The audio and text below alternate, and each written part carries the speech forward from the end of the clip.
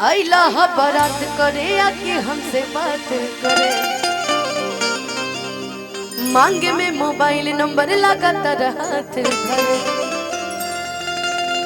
ए अजय भैया कम से कम हम आवत रही माइकवा ठीक करवा देले रहता पहले से।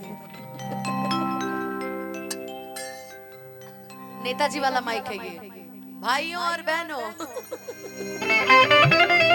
कि गोरी फूल चढ़ी बाड़ू आय अपना पापा के परी बड़ू। तार बाबूजी आयल बड़े कार्यक्रम में, कोई बात नहीं। अभी अभी इधर के बाबूजी को देखो, उधर नहीं जाने का, इधर रहना। देखो पीछे तुम्हारे बाबूजी बैठे हैं। कि लगलू पसारे तू तपा कि पियर फराक वाली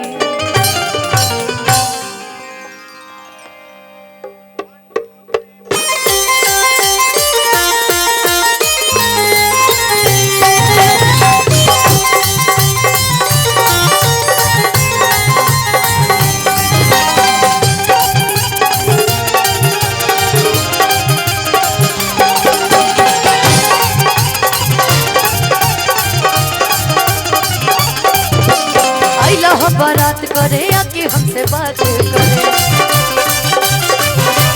मांगे में मोबाइल नंबर लगातार हाथ। गोरी फूला झाड़ी बारू पापा के परी बारू, गोरी फूला झाड़ी बारू पापा के परी बारू। बगलू पसारे तू तपा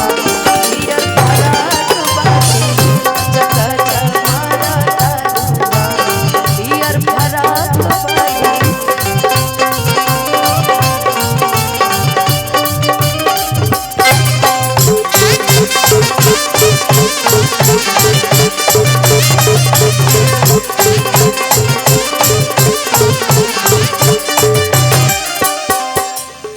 की गलती से।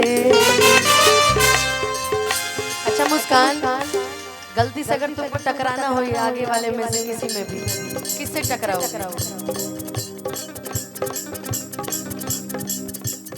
बता। गोलू भैया से बताओ। नंदन चंदन जैसे नहीं,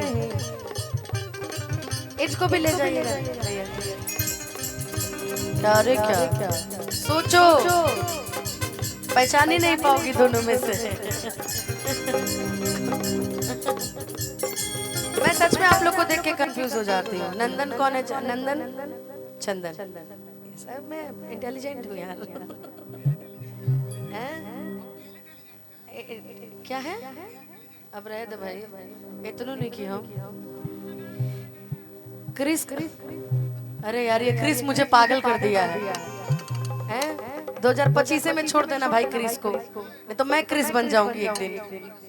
अक्षय कुमार का ना ना, हम खेसारी जी का सुनेगा। कि लड़की के देखी पागल आगिल बड़का,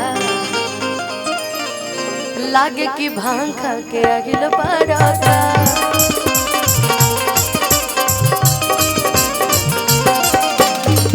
कहत इशारा बारू कहत यवारा बारू, कहत इशारा बारू कहत यवारा बारू।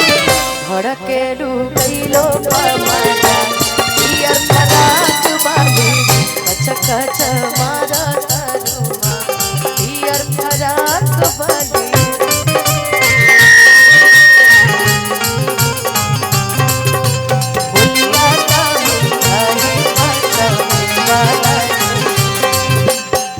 रउआ में झका कपड़ा करिया लागेला, रउआ में झका कपड़ा करिया लागेला। बढ़िया जन बड़ा बढ़िया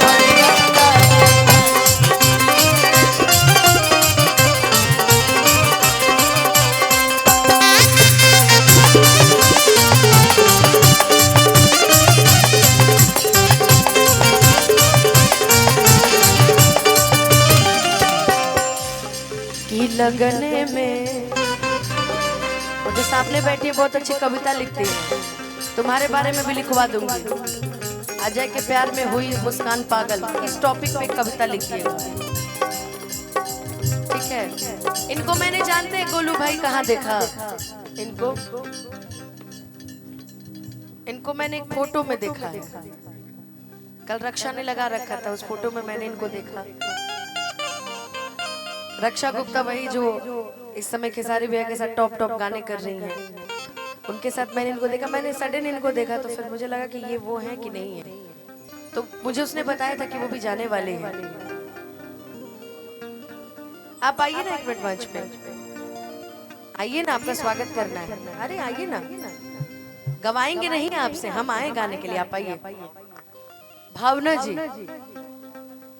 भावना द्विवेदी जी, अच्छा